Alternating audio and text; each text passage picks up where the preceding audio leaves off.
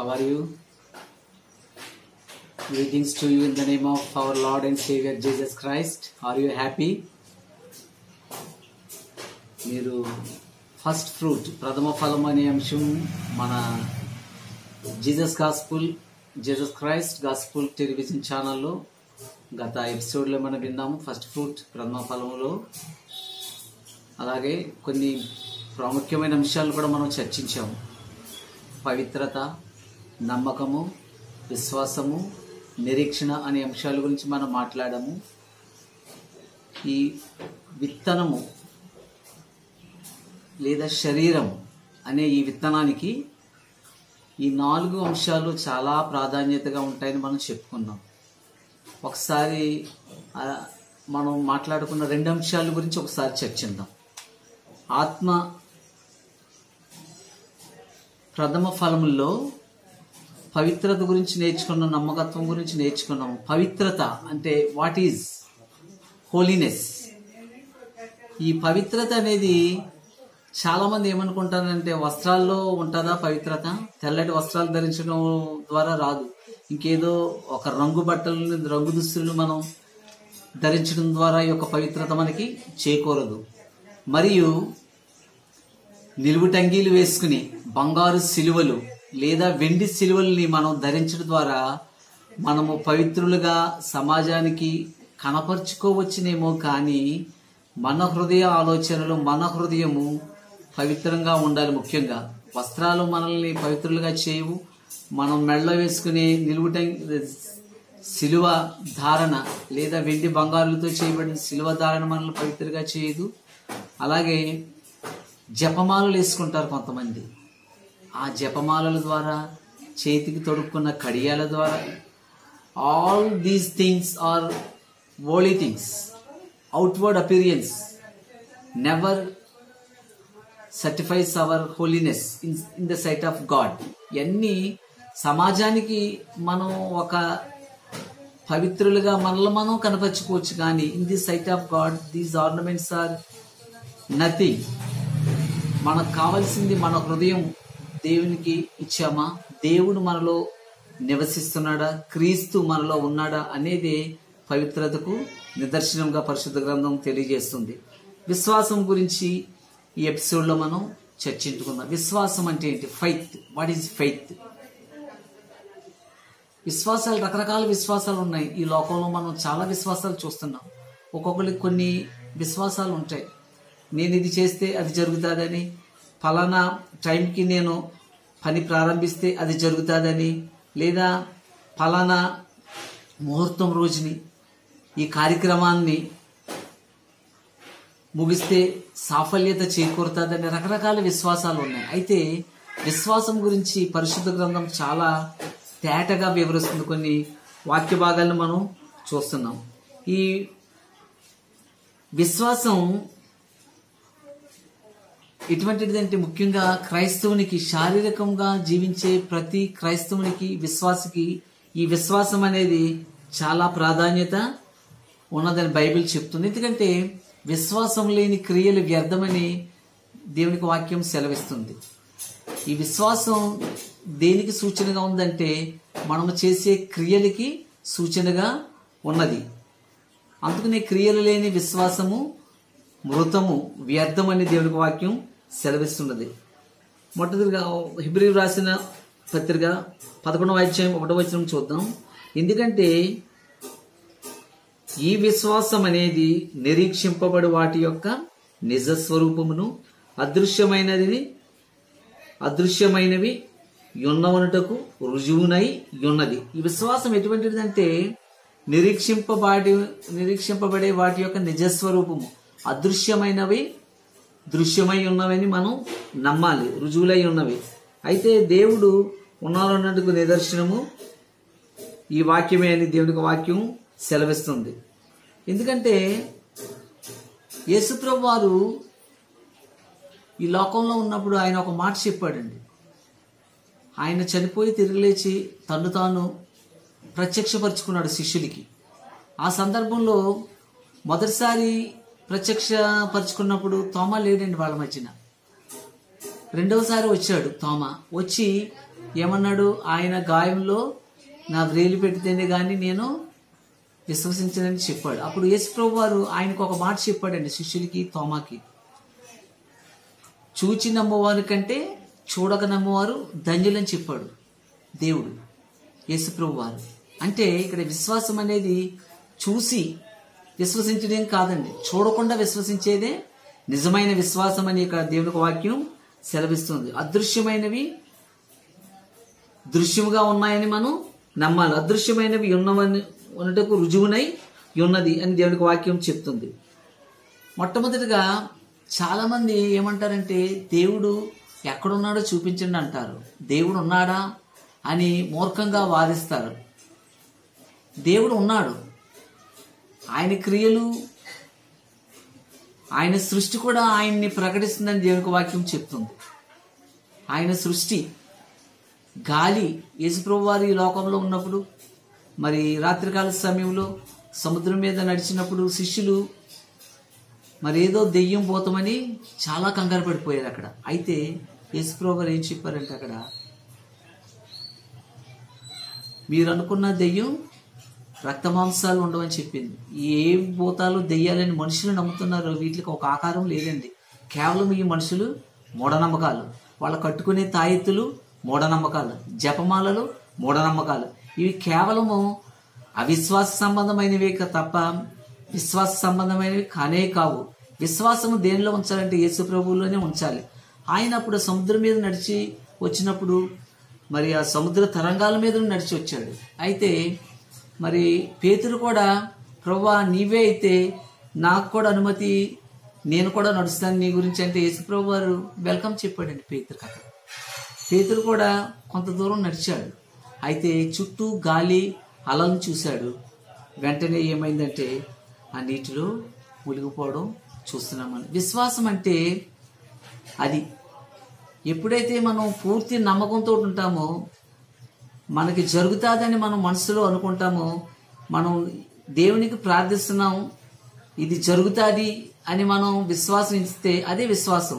అసలు యేసుప్రభు ఏం చెప్పారంటే, మీరు అడిగింది అప్పుడే పొంది ఉన్నారని నమ్ముడి అని చెప్తున్నారు. లేదండి విశ్వాసం. మనం ఏదైతే దేవుణ్ణి అడుగుతున్నామో, ఏదైతే సిద్ధపాటుగా దేవుని ముందు కనబరుచుకుంటున్నామో, మనం ఏదైతే ఒక లోటును ఆయన ముందు మనం చెప్తున్నామో, ఏ కంప్లైంట్ అయితే దేవుని ముందు చెప్తున్నామో, ఏ విషయం అయితే దేవుని సన్నిధానానికి తీసుకొస్తున్నామో ఆ విషయం అప్పుడే నెరవేరిందని మనం నమ్మాలి. అదే విశ్వాసం అంటే.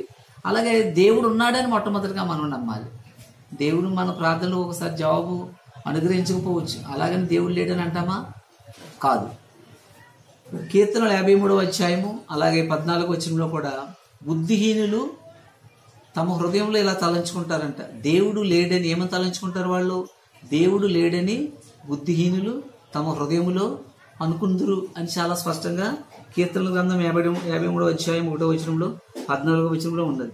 The fool hath said in his heart, the fool hath said in his heart there is no God. బుద్ధిహీనులే అనుకుంటారంట దేవుడు లేదని.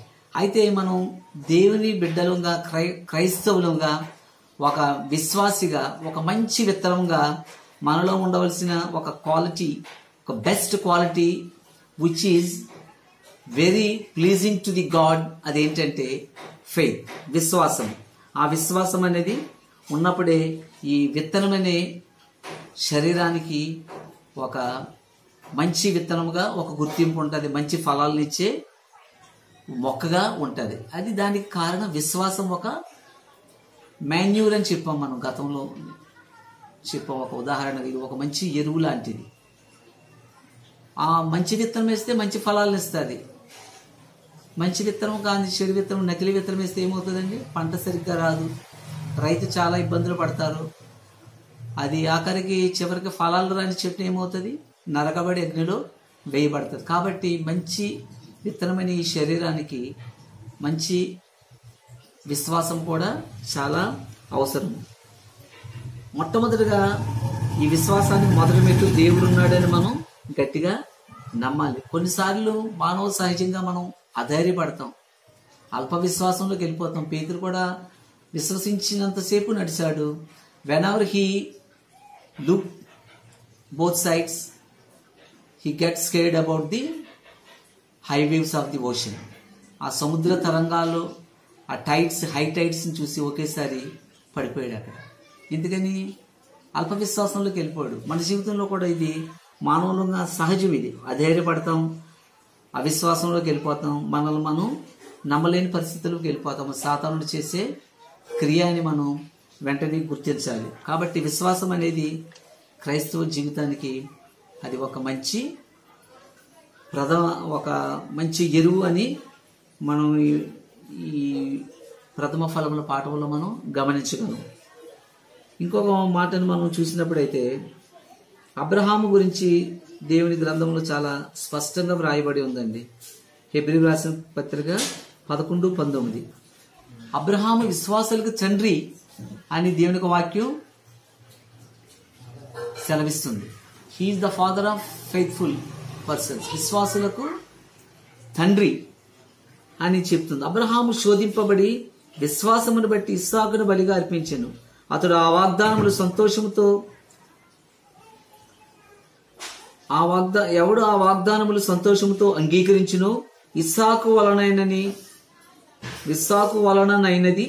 నీ సంతానము అనబడునని ఎవనితో చెప్పబడినో అబ్రహాము మృతులను సహితము లేపుటకు దేవుడు శక్తి గలవాడని, శక్తిమంతుడని ఎంచినవాడై తన ఏకైక కుమారుని అర్పించి ఉపమాన రూపముగా అతని మృతుల్లో నుండి పొందెను. మనకి అబ్రహాము ఏకైక కుమారుని, only begotten sun to the Abraham దేవుడు ఇచ్చాడు. అబ్రహాము శారాలను ఆశీర్వదించాడు. శారా ఎంతటి విశ్వాసం, 65 సంవత్సరాలప్పుడు ఆయన గొప్ప వాగ్దానాన్ని ఇచ్చాడు. దేవుడు, నీవు గర్భవతినై మరి ఒక కుమారుణ్ణి జన్మనిస్తావని దేవుడు చెప్పాడు. ఆమె అప్పటికి 65 years. ఆ యొక్క చెప్పిన మాట ఫుల్ఫిల్ అయ్యేటప్పటికి when it becomes fruitful 75 years. 75 సంవత్సరాల టైంలో మృతతుల్యమైన గర్భం అని దేవునికి వాక్యం పేర్కొన్నది. మృతతుల్యమైన గర్భము, బ్యారన్. ఇంకా ఎటు పరిస్థితుల్లోనూ అది ఒక ఫలభరితమైన విధానం లేదు. మృతతుల్యంగా అయిపోయింది ఆమె గర్భం అని దేవునికి వాక్యం చెప్తుంది. బట్ దేవునికి అసాధ్యము కానిదేది లేదు. అది మృతతుల్యమైన ఏమైనా డజంట్ మ్యాటర్. అది దేవుని చేతిలోకి వెళ్తే, దేవునిపై ఆ విశ్వాసం ఉంచితే ఎటువంటి కార్యమైనా సరే అది ఎలాగవుతుందంటే ఫ్రూట్ఫుల్ అవుతుంది. అక్కడ శారా గర్భాన్ని దేవుడు తెరిచాడు.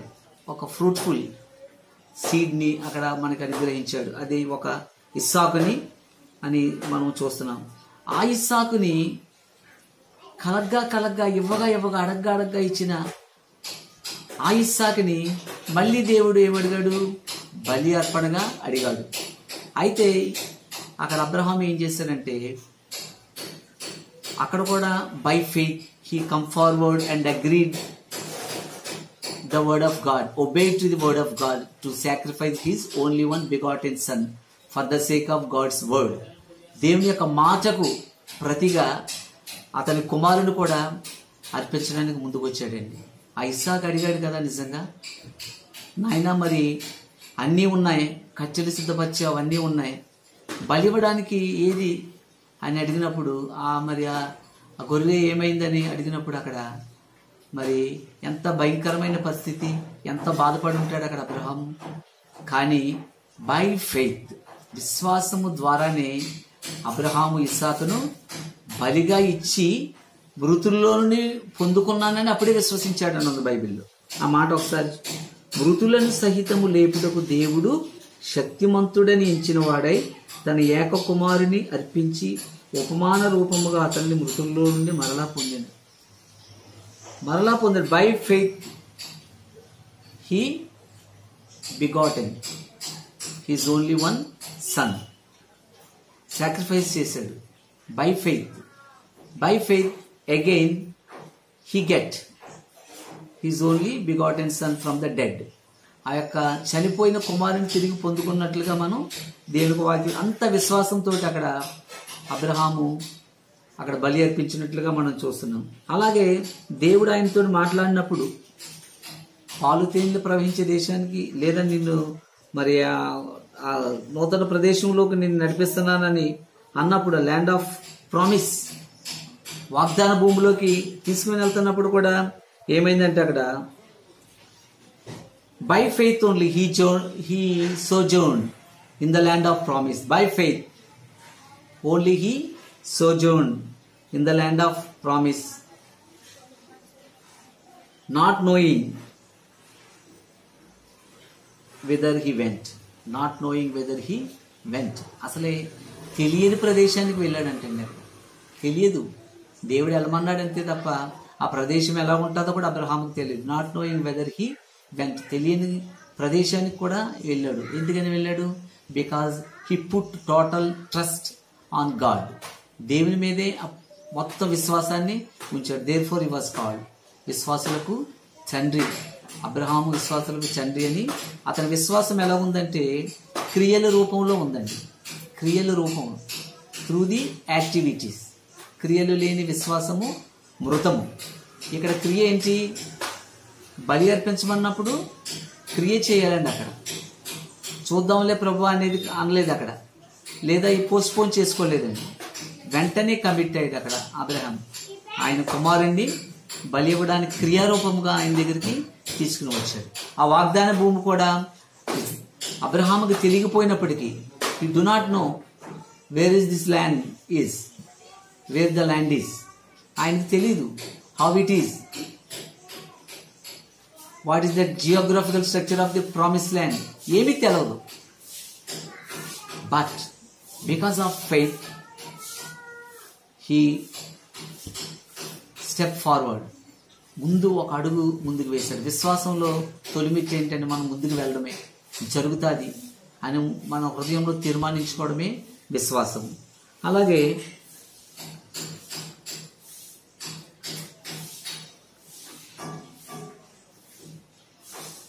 అక్కడ శోధించబడినట్లుగా మనం చూస్తున్నాం. అబ్రహాం శోధించబడ్డాడు. By faith only he was tried by the God. By faith only he was tried by the God. దేవుని తోటి శోధించబడింది ఎలాగా? విశ్వాసం. అతని విశ్వాసం ఎలా ఉందని దేవుడు అతని విశ్వాసాన్ని రుజువు చేయించుకున్నాడు. అతను తనకు తాను రుజువు చేసుకున్నాడు దేవుని ముందు. శోధించబడడం ద్వారా ఆ యొక్క క్రియల రూపంలో విశ్వాసాన్ని బహిర్గతం చేసుకున్నాడు. కాబట్టి విశ్వాసం అనేది చాలా గొప్ప విషయం. అది మాటల్లో కేవలం ఇది విశ్వాసం అంటే ఇది చిన్న విషయం కాదండి. అది బైబిల్ దేవుని యొక్క వాక్యంలో మరి విశ్వాసం ద్వారా మరి నోవా కూడా ఏం చేశాడండి? విశ్వాసము నీతి ద్వారా ఆయన తన యొక్క కుటుంబాన్ని రక్షించుకున్నాడు. దేవుడు చెప్పాడు, నేను నాశనం చేసేస్తున్నాను, అందరికీ వెళ్ళి చెప్పు, ఈ వాళ్ళలోకి రమ్మని చెప్పాడు. దేవుడు నమ్మాడు. అప్పటికి ఏమీ వర్షాలు లేవండి, ఏమీ మబ్బులు లేవు, ఏమీ లేవు. Weather is clear. మనం టీవీలో చూస్తాం కదండి, టెంపరేచర్ ఎంత ఉంది, సైక్లోన్ ఎప్పుడు వస్తుంది, లో ప్రెషర్ ఎలా ఉంది, ఎన్ని కిలోమీటర్ స్పీడ్ తోటి వస్తుంది, ఎప్పుడు ల్యాండ్ ఫాల్ అవుతుంది, అన్నీ చూస్తూ ఉన్నాం. కానీ వాళ్ళు చెప్పిన అన్ని సమయాల్లో జరగవండి. అవి ఒకసారి జరిగితే ఒక్కోసారి జరగవు. ఎవరికి అది మనకి తెలవదు అది. కానీ ఇక్కడ ఆ పరిస్థితులు కూడా లేవండి. నోవాకు చెప్పినప్పుడు భయంకరమైన పరిస్థితులు ఏమీ లేవు, అంతా నార్మల్గా ఉన్నది. నోవాకు చెప్పాడు, దేవుని మాటలో విశ్వాసం ఉంచాడు. ఏ విశ్వాసం అయితే నోవాహు దేవుని మాటలో విశ్వాసం ఉంచాడు, అదే విశ్వాసం మీరు కూడా ఉంచండి, ప్రళయం వస్తుందని దేవుడు చెప్పమన్న జనానికి చెప్పాడు. కానీ వాళ్ళు ఏం చేశారు? ఎవరు దాన్ని పట్టించుకోలేదు. ఎవరు పట్టించుకోకుండా వాళ్ళు నిర్లక్ష్యంగా ఉన్నట్లుగా మనం చూస్తున్నాం. నోవా ఏం చేస్తారు? By faith Noah moved with fear. భయంతో. విశ్వాసికి ఉండవలసింది ఇంకొక లక్షణం ఏంటంటే భయం ఉండాలండి. ముఖ్యంగా భయం. ఏదైనా చెప్తే విశ్వాసం, ఎప్పుడైతే భయం ఉంటుందో అప్పుడే విశ్వాసం ఉంటుందండి. ఈ రోజుల్లో తల్లిదండ్రులు అంటే పిల్లలకు భయం లేదండి. భయం లేదు కనుక వాళ్ళ మాటల్లో విశ్వాసం ఉంటుంది. ఒకవేళ భయం అనేది ఉంటే తల్లిదండ్రుల మీద, పెద్దల ఏడల మనకు భయం అనేది ఉంటే we must put trust in them. వాళ్ళలో మనకు విశ్వాసం ఉంచుతాం. అసలు భయమే లేకపోతే నో ఫియర్. అయితే యోహాన్ నోవా విషయంలో అలా కాదు. By faith Noah moved with fear, proved on ark to the saving of his house. prepared an ark to the saving of his house. అతని ఇంటిని రక్షించుకోవడానికి ఒక ఆర్క్ని, ఒక గొప్ప ఓడను నిర్మాణం చేసినట్లుగా మనం దేవుని వాక్యంలో చూస్తున్నాం. మనం ఒక ఓడ, పెద్ద ఓడనే తయారు చేశారండి. నోవాహు చేసిన ఒక ఓడ మెజర్మెంట్సే ఇప్పుడు కూడా ఈ షిప్కి వాడతారండి. మరి మీకు ఎంతమంది తెలుసో తెలియదు. ఏ మెజర్మెంట్స్, ఎన్ని అడుగులని, పొడుగు ఎంత ఉందో, వెడల్పు ఎంత ఉందో, length and width totally based on the Noah ark's measurement only. Still ship builders are following in the ship construction. ఆ షిప్ని బిల్డింగ్ చేసేటప్పుడు అదే మెజర్మెంట్స్ వాడుతున్నారని ఒక దైవజనుడు ఆయన పుస్తకంలో రాశారండి. ఇప్పుడు కూడా అది నిజమే. ఇంకొక మాట, మోషే చూసినప్పుడు, మోషే జన్మించాడండి. మోషే జన్మించినప్పుడు అతను ఏం చేశారు, తల్లిదండ్రులు సుందరుడై ఉన్నట్లుగా చూసినట్లుగా మనం దేవుని వాక్యంలో చెప్పి అతి సుందరుడిగా ఉన్నట్లుగా మనం చూస్తున్నాం. అయితే 3 నెలలు వాళ్ళు ఏం చేశారండి, అతన్ని రాజుకు భయపడి 3 నెలలు దాచిపెట్టారు. దాచిపెట్టి ఆ జమ్ము పెట్టెలో అక్కడ మనం పెట్టినట్లుగా చూస్తున్నాం. మరి ఫరో కుమార్తె, she was adopted, Moshe was adopted by the daughter of Pharaoh. Pharaoh కుమార్తె ఆయన్ని దత్తత తీసుకున్నది. అంటే ఒక రాచరికమైన పరిస్థితులకు వెళ్ళాడని మోషే. మామూలు పరిస్థితి నుండి, మాటలు రాని పరిస్థితి నుండి, స్టామరింగ్ అని ఉంది బైబిల్లో, ఒక నత్తివాడిగా కనబరుచుకున్నాడు దేవుడిని మాట్లాడేటప్పుడు, దేవునితో మాట్లాడినప్పుడు. అటువంటి పరిస్థితిలో ఉన్న మోషే ఎలాగ వెళ్ళాడంటే ఒక దృఢమైన విశ్వాసంతో ముందుకు వెళ్ళాడండి. అక్కడ ఐగుప్తులో ఎన్నో ఉన్నాయి, ఎన్నో విద్యలు ఉన్నాయి, ఎన్నో రథాలు ఉన్నాయి, ఎంతో పనివాళ్ళు ఉన్నారు, ఎంతో సిరి సంపదలు. Everything he has, nothing to worry about his life. Luxurious life if he wants to lead, but he left everything. అన్ని విడిచిపెట్టేసాడండి బికాజ్ ఆఫ్ ఫెయిత్ ఓన్లీ. ఏం ఫెయిత్ అండి అది? దేవుడిలో అతను పెట్టిన విశ్వాసం. ఎప్పటికైనా దేవుడు నా మీద పెట్టిన విశ్వాసాన్ని నేను వమ్ము చేయను. నా జనులు ఇన్ని కష్టాలు పడుతున్నారు, ఇన్ని శ్రమల్లో ఉన్నారు, వాళ్ళని నేను బయటకు తీసుకురావాలి. ఆ యొక్క వాగ్దాన భూమికి నేను, పాలు తేనెలు ప్రవహించే దేశానికి నేను వాళ్ళని నడిపించాలి అని ఒక దృఢమైన విశ్వాసాన్ని ఉంచాడు దేవునిలో. ఆ విశ్వాసమే లేకపోతే అక్కడ మోషే మరి ఫారోని ఎదిరించలేడండి. అదే ఆ విశ్వాసమే లేకపోతే అన్ని అద్భుత కార్యాలు ఫారో ఎదురుగుండా చేయలేడండి. ఆ విశ్వాసమే లేకపోతే రథాలు, సైన్యం మోషేని తరుముకొస్తున్నప్పుడు ఆ ఎర్ర సముద్రం దాటి వెళ్ళలేడండి. Because of faith only. The whole Israelites walked across the Red Sea on the dry land as the sea dried. ఆ డ్రై అయిన ల్యాండ్లో నుండి వాళ్ళు నడుచుకుంటూ వెళ్ళారు బికాస్ ఆఫ్ ఫెయిత్. దేవుని వాక్యంలో చెప్తుంది. అలాగని యెహోషువ జెరికో వాల్స్ని ఎలాగ కూల్చాడండి? 7 మార్లు ప్రదక్షిణ చేశాడు. విశ్వాసంతో చేశాడండి.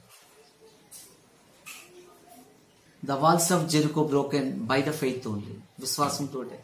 సంసోను, గిద్యోన్, బారాక్, శామ్యూయల్, ఇలా మనం వీళ్ళ చరిత్రలను చూసినప్పుడు బైబిల్లో మనం యెఫ్తా, వీళ్ళందరూ విశ్వాసంతో దేవుని యొక్క కార్యాలు చేసినట్లుగా చూస్తున్నాం, విజయాలను పొందినట్లుగా మనం చూస్తున్నాం.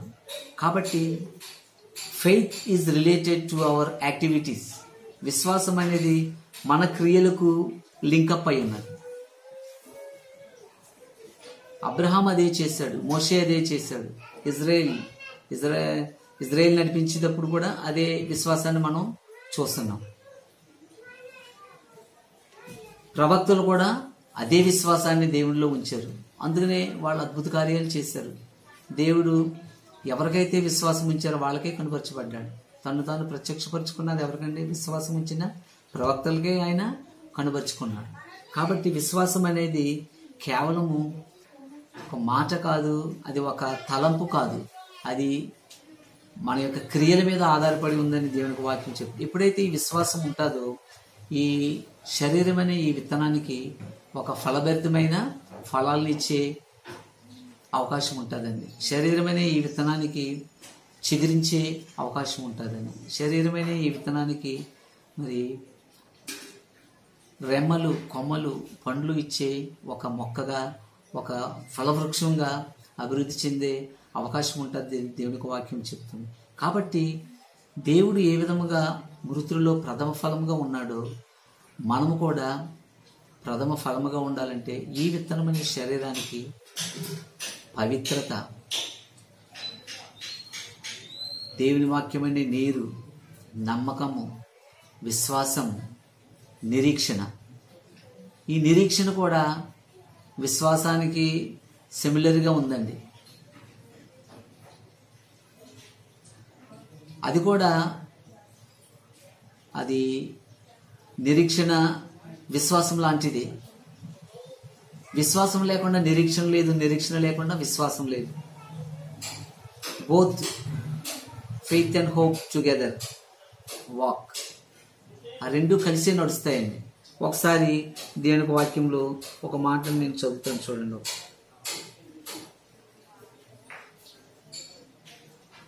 ఈ విశ్వాసి ఎలా ఉండాలంటే నీతితో ఉండాలండి. నిరీక్షించేవాడు ఎప్పుడు నీతి కలిగి ఉండాలి. నిరీక్షణ, నీతి లేని నిరీక్షణ వ్యర్థం. పరిశుద్ధత లేని ఆరాధన వ్యర్థం. దేవుడు ఏం చెప్తున్నాడంటే నేను పరిశుద్ధుని కనుక మీరును పరిశుద్ధులై ఉండని చెప్తున్నాడు. నేను నీతి గలవాడిని కనుక మీరును నీతి గలవాడిని ఉండు. దేవుడు ఏమై ఉన్నాడో అదే ఆయన అనుసరించేవారు అయి ఉండాలని ఆయన కోరుకుంటున్నాడు. కాబట్టి ఆయన కోరికకు వ్యతిరేకంగా, ఆయనకు తలంపుకు వ్యతిరేకంగా మనం ఏ తలంపు తలంచినా అది వ్యర్థమే.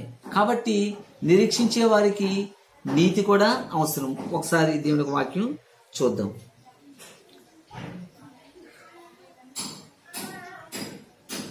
నా ఎదుట నీతిమంతుడైన వాడు విశ్వాస మూలముగా జీవించును గాని అతడు వెనుక తీసిన ఎడల అతని యందు నా ఆత్మకు సంతోషం ఉండదు.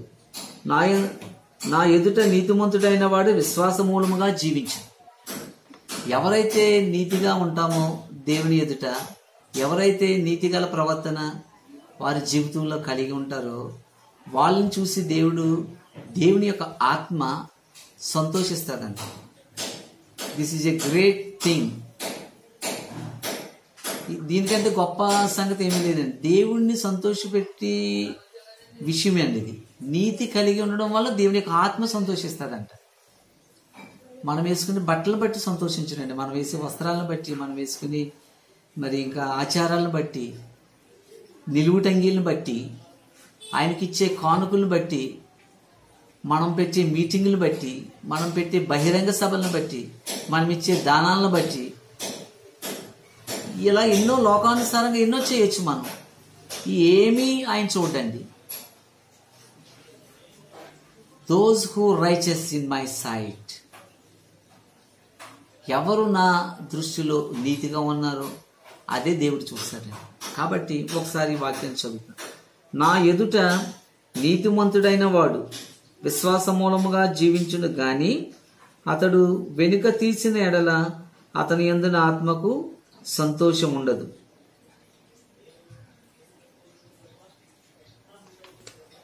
నీతి విశ్వాసానికి విడదీయరాని సంబంధాన్ని మనం ఇక్కడ గమనిస్తున్నాం. నీతి విశ్వాసాలు రెండు కలిసే ఉన్నాయి. కాబట్టి ఈ విశ్వాసం, ఈ విత్తనమనే ఈ శరీరానికి విశ్వాసము, పవిత్రత, నమ్మకత్వము, నిరీక్షణ చాలా ప్రాముఖ్యమైన విషయాలు. లేదా ఒక మొక్కకు ఎదుగుదలకు సరిపడే ఒక విటమిన్స్ లేదా మాన్యూర్, ఎరువులుగా మనం చెప్పుకోవచ్చు.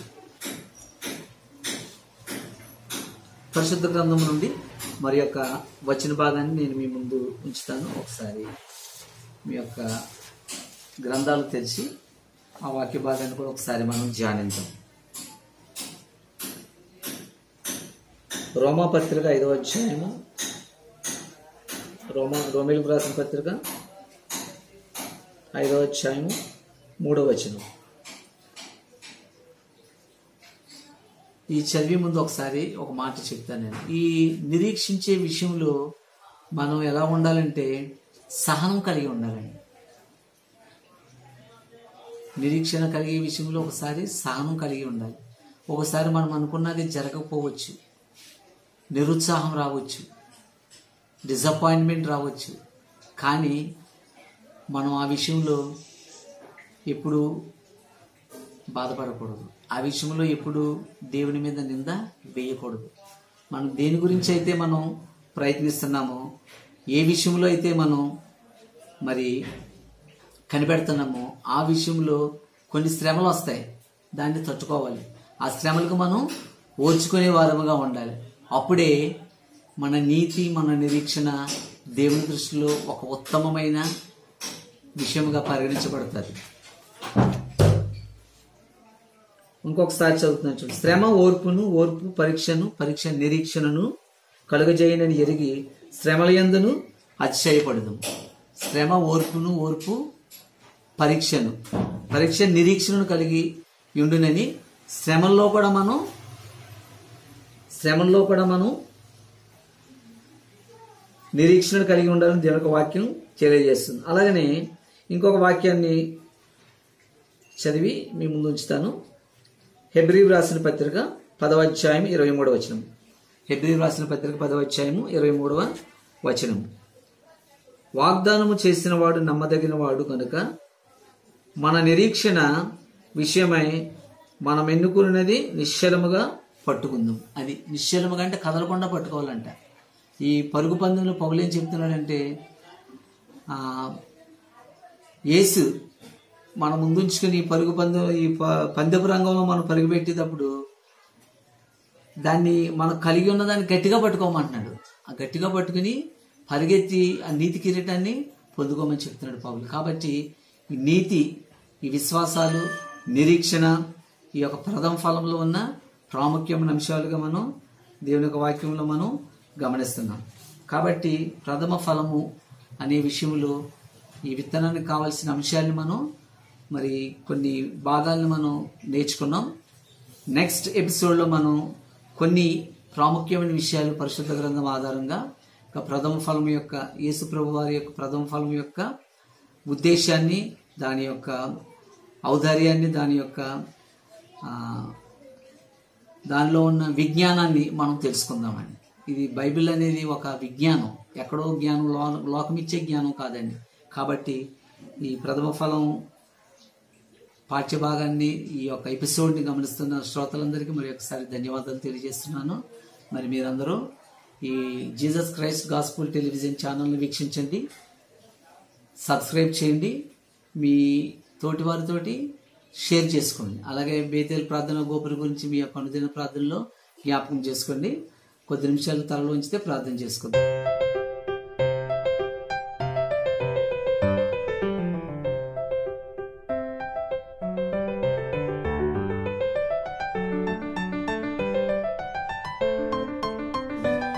కృపగల తండ్రి, నాయన పరిశుద్ధ స్తోత్రాలు వందనాలు తండ్రి. ప్రభా, ఈ కరోనా సమయంలో తండ్రి నాయన మరి సంఘం శ్రమలో ఉంది తండ్రి నాయన. అనేక మంది ఆరాధనకు దూరంగా ఉన్నారు తండ్రి నాయన. అలాగే ప్రభా, అనేక మంది హాస్పిటల్స్ లో చికిత్స పొందుతున్నారు తండ్రి నాయన. వారందరికీ స్వస్థత అనుగ్రహించండి నాయన. సంఘం త్వరలో తెరవబడడానికి సహాయం చేయండి నాయన. సాతానుడు ప్రభా మరి వెనుకంజ వేయడానికి ఈ యొక్క కరోనా వైరస్ తెగులు మీరు నాశనం చేసి తండ్రి నాయన. సాతాను పన్నే పన్నాగం నుండి సంఘానికి విడుదల కలిగి చేసి ప్రభా నేను త్వరలో ప్రతి ఒక్కరూ సంతోషంతోనైనా, ఆనందంతో గంతులు వేయించు తండ్రి నాయన. నీ మందిరమునకు వెళ్ళి నిన్ను ఆరాధించి నిన్ను కొనియాడే కృపను త్వరలో మరి సార్వజనిక సంఘానికి, మరి విశ్వాసులకి, క్రైస్తవులందరికీ, అన్యులకి ఏంచి ప్రభా నీ నామాన్ని ఎరగని బిడ్డలకు కూడా ప్రభా నాయన మీరు విడుదలని గ్రహించి ప్రభా నాయన. నీవే లోకరక్షకుడమైన ప్రభా నాయన తెలియజేయడానికి ప్రభా నీ ఒక గొప్ప అద్భుత కార్యాన్ని మా జీవితంలో చేసి ప్రభా నాయన ఈ కరోనా వైరస్ ని మీరు నాశనం చేస్తండి నాయన. ప్రభా మీరే సహాయం చేయమని ప్రార్థిస్తూ యేసు నామమున అర్చున్నాం తండ్రి. ఆమేన్, ఆమేన్, ఆమేన్. హల్లెలూయా. May God bless you.